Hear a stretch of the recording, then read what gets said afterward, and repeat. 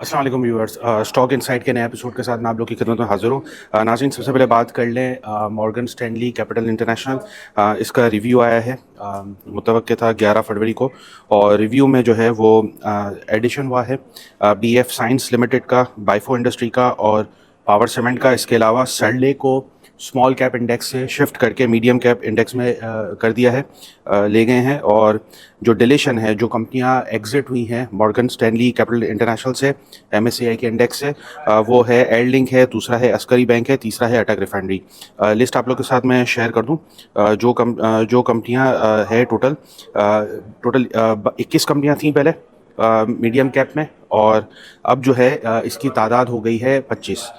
इसमें कंपनियों आप लोग के साथ शेयर करूं तो सरफहरिस्त है बड़ा फौजी, एंग्रो होल्डिंग है, यूबीएल है, हपको है, लकी है, मारी है, ओजीडीसीएल है, एंग्रो फर्टिलाइज़र है, एमसीबी बैंक है, एचबीएल है, बैंक अल अबीब है, पीपीएल है, सिस्टम है, पीएसओ है, पॉल है, बैंक अल्फला है, नेशनल बैंक है, एसएनजीपी है, साजगार है और आईएलपी है। तो ये कंपनियां जो है वो मीडियम कैप में हैं, और इसमें 4 कंपनियां मज़ीद ऐड हुई हैं। इसके अलावा अगर बात करूँ तो पीटीसी का रिज़ल्ट आ चुका है। पीटीसी का रिज़ल्ट, डिविडेंड कुछ भी नहीं दिया है, और उसके पूरे साल की जो अर्निंग आई है वो 2 रुपये 82 पैसे की आई है। जो टॉप लाइन है, टॉप लाइन में अगर हम समझे तो 15% का इजाफा हुआ है पिछले साल। और जो लॉस था, लॉस में भी रिकवरी हुई है, तकरीबन 15-20% की रिकवरी हुई है। 2023 में जो उसका लॉस था वो 3 रुपये 28 पैसे का था। नाज़रीन, इसके अलावा आप लोग के साथ बोर्ड में मीटिंग शेयर कर दूँ तो बोर्ड मीटिंग्स में अगर हम देखें तो 2 कंपनियां हैं जिनकी आज बोर्ड मीटिंग है। Century Paper Board Mills Limited, इसकी हाफ ईयर की अर्निंग है दोपहर 3:30 बजे। इसके बाद पावर सीमेंट की भी जो हाफ ईयर की अर्निंग है आएगी, रिजल्ट आएगा दोपहर 3:30 बजे। तो यानी ये कल इसके इनके रिजल्ट सुबह सुबह आ जाएंगे। अच्छा नाज़रीन, इसके अलावा आप लोग के साथ आज चूँकि काफ़ी ज़्यादा इंटरनेशनल लेवल पे चीज़ें चल रही हैं, बातें चल रही हैं, तो आप लोग के साथ इंटरनेशनल रेटिंग एजेंसी जितनी भी हैं उनके आज मैं थोड़े आदात व शुमार शेयर करूँगा। सबसे पहले मैंने मॉर्गन स्टैनली कैपिटल इंडेक्स की बात की, एमएससीआई इंडेक्स की बात की। अब जो है हम बात करेंगे ट्रांसपेरेंसी इंटरनेशनल, जो करप्शन का देखता है, करप्शन के सारे जो एवरेजेस है वो देखता है, पूरे साल का डेटा होता है, और साल ब साल जो है इनकी रैंकिंग होती है। तो पाकिस्तान 180 ममालिक में से पाकिस्तान इस वक्त 133वें में था 2023 में। 2024 में करप्शन बढ़ के जो है वो ज़्यादा बढ़ी है, तो उसमें पाकिस्तान की जो रैंकिंग है वो 133 से 135 हो गई है, और पाकिस्तान ने 100 पॉइंट में से 27 पॉइंट गेन किए हैं। आप लोग के साथ इसके पूरे आदात शुमार में शेयर कर रहा हूँ। टोटल 180 कंपनियां हैं, 180 ममालिक हैं, और उसमें पाकिस्तान की जो रैंकिंग आ रही है वो 135वीं आ रही है। यानी करप्शन में 2024 में 2023 के तनासुब से अगर कंपैरेटिवली देखें तो इजाफा हुआ है इस रेटिंग एजेंसी के हिसाब से। इसके अलावा अगर हम बात करें तो आईएमएफ का डेलीगेशन, ये भी इंटरनेशनल एजेंसी है, आईएमएफ का डेलीगेशन जो है उसने फाइनेंस डिवीजन की रिक्वेस्ट पर चीफ जस्टिस ऑफ पाकिस्तान से मुलाकात की है, और चीफ जस्टिस ऑफ पाकिस्तान ने जो है जितने भी जुडिशल रिफॉर्म्स हैं और उन पे आईएमएफ को आगाह किया है। तो आईएमएफ का, जैसा मैंने आपसे पहले कहा कि आईएमएफ इस बार जो है वो महंगाई की बात नहीं करेगा कि आप महंगाई बढ़ाएं और आप जो है टैक्स बढ़ाएं।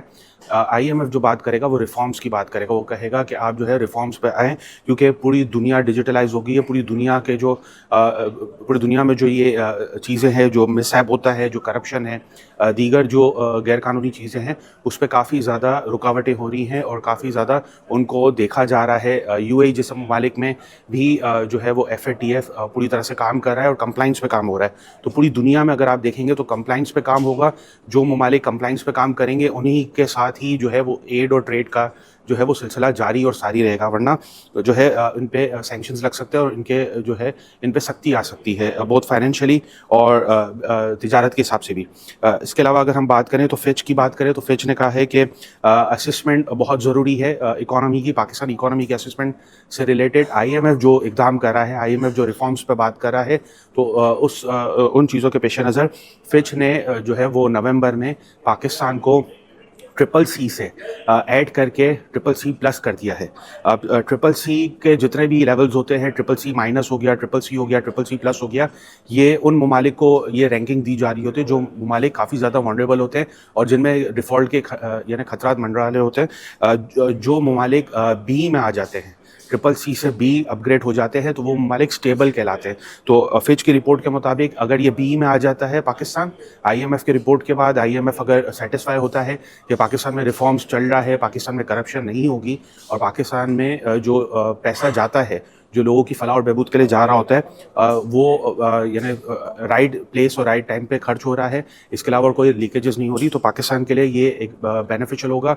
फिच भी जो है वो रेटिंग चेंज करके इसको बी पे लेकर आएगा, बी माइनस लेके आएगा।